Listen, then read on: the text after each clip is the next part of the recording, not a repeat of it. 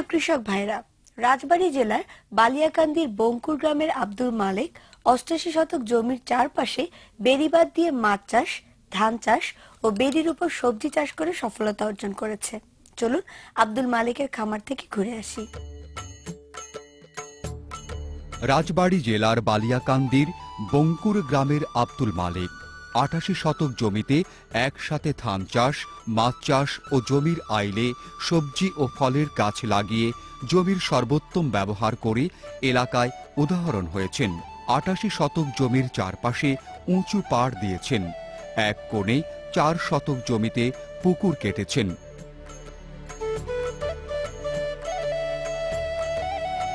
প্রথমে বড় মৌসুমে চাতাল জমিতে তিনি ধানের আবাদ করেন। ধানের আবাদের সময় ছোট্ট পুকুরে ছোট মাছ এনে ছেড়ে দেন। ধানের জমিতে কোনরূপ রাসায়নিক কীটনাশক প্রয়োগ করেন না। সমন্বিত বালাই ব্যবস্থাপনা অনুসরণ করেন।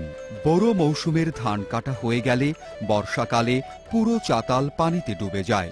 তখন এই ছোট্ট পুকুরের মাছগুলো সমস্ত ঘেরে চড়াতে পারে।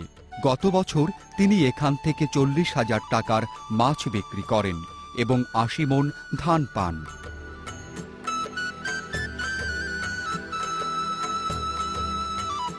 পাড়ে মাচা করে তিনি সবজি, লাউ, কুমড়া, ঝিঙা লাগিয়ে থাকেন।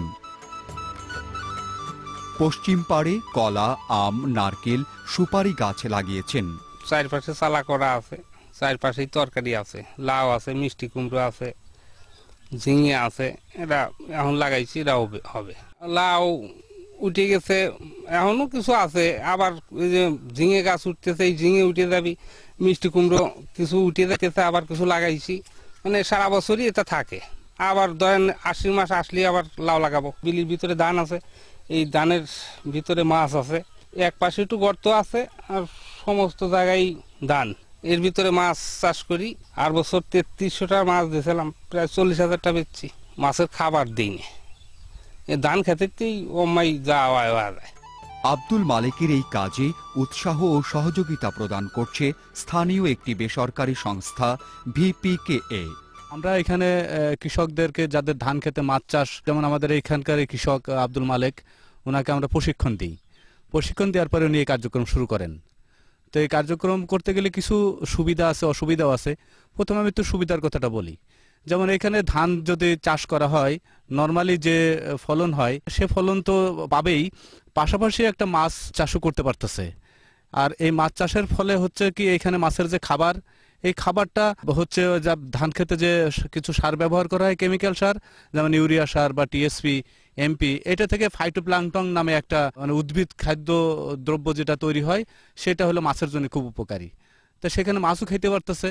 আর একটা হচ্ছিল মাছের যে বিষটা, এই বিষটা খেতে অর্গানিক ফার্টিলাইজার বা জৈব সার হিসাবেও কাজ করতেছে। সবকিছু মিলে দেখা যাচ্ছে ধানের পাশাপাশি এটা একটা ভালো একটা তারা লাভজনক হচ্ছে। তো এইখানে যেটা করতে গেলে দেখা যায় যে যেহেতু এটা একটা ধান খেতে মাছ চাষ, মাছ যেহেতু আছে, সেখানে কীটনাশক ব্যবহার করতে গেলে খুব সাবধানতার সাথে করতে হবে। কারণ কীটনাশক ব্যবহার করা হয় তাহলে সেই ক্ষেত্রে মানে মাছের জন্য খুব ক্ষতিকর হওয়ার সম্ভাবনা আছে, বা কোনো কোনো ক্ষেত্রে এমন হবে যে মাছ হয়তো মারাই যাবে। আর এইটার পাশাপাশি যেটা আপনারা দেখছেন যে এই পাড়ে বিভিন্ন রকম সবজি চাষ করা হচ্ছে। যেমন দেখলেন এখানে আছে লাউ, মিষ্টি কুমড়া, তারপরে এখন কিছু ঝিঙ্গা, এইগুলো করা হয়েছে। ইউরোপীয় ইউনিয়নের অর্থায়নে আন্তর্জাতিক ধান গবেষণা ইনস্টিটিউট ইরির তত্ত্বাবধানে এবং প্র্যাকটিক্যাল অ্যাকশন এর বাস্তবায়নে ফসল প্রকল্প নামের একটি প্রকল্প এ ধরনের কার্যক্রম সারা দেশে পরিচালনা করছে। আমাদের প্রতিনিয়ত জমির পরিমাণ কমে যাচ্ছে, ফলে আমাদের জমি থেকে উৎপাদন বাড়াতে হবে। এবং শুধু ধানের উৎপাদন বাড়ালে হবে না, আমাদের বিভিন্ন জিনিসের, যা আমাদের খাদ্য বলতে যা বোঝাই, ধান, চাল, শাক, সবজি, মাছ ইত্যাদি, চেষ্টা করতে হবে যে আমরা ওই জমিটার থেকে কত নিবিড়ভাবে আরো চাষাবাদ করে আমরা উৎপাদন বাড়াতে পারি। ফলে ধান আর মাছ, বিশেষ করে যে সমস্ত জায়গাতে মানে নিম্ন এলাকায়, সে সমস্ত জায়গায় ধান মাছ একটা খুব সুন্দর একটা প্রযুক্তি। যখন বর্ষার পানিটা বেড়ে যায় তখন সারা জমিতে মাছ চড়ে বেড়াতে পারে, তার খাবার খেতে পারে, শুষ্ক মৌসুমে এই পাশে যে জমির এই পিছনে যেরকম দেখছেন একটু খালের মতো আছে, ওইখানে এসে মাছ এসে আশ্রয় নিতে পারে। তো ফলে এবং তারপর আবার বর্ষার সময় সেটা আবার সারাটা জমিতে মাছ চড়ে যেতে পারে। একটা সুন্দর ব্যবস্থাপনা। ধানের যে সারটা দেওয়া হচ্ছে তার ফলে মাছের খাদ্য উৎপাদন হচ্ছে, আবার মাছ যে বিষ্ঠা টিষ্ঠা করছে সেগুলো জমিতে আসলে উর্বরতা শক্তি বাড়াচ্ছে। ফলে একদিকে আপনি ধান চালও পাইতেছেন, সেই সাথে সাথে মাছও পাইতেছেন। ফলে মাছে ভাতে বাঙালি যেটা একেবারে এই প্রযুক্তির থেকে এটা পাওয়া যাচ্ছে। এই দক্ষিণ এবং দক্ষিণ পূর্ব এশিয়াতে বিভিন্ন যে সমস্ত দেশগুলো আছে এই সমস্ত দেশেই আছে ধানের সাথে মাছের চাষের প্রযুক্তিটা আপনার এক্সটেনশন করার জন্য খুবই প্রচেষ্টা নিচ্ছে, এবং বাংলাদেশেও এটা তো যথেষ্ট চেষ্টা করা হয়েছে আজ কয়েক বছর ধরে। এবং এর সঙ্গে আমাদের যে মানে ওয়ার্ল্ড ফিশ যে প্রতিষ্ঠানটা আছে আমরা একসঙ্গে কাজ করি।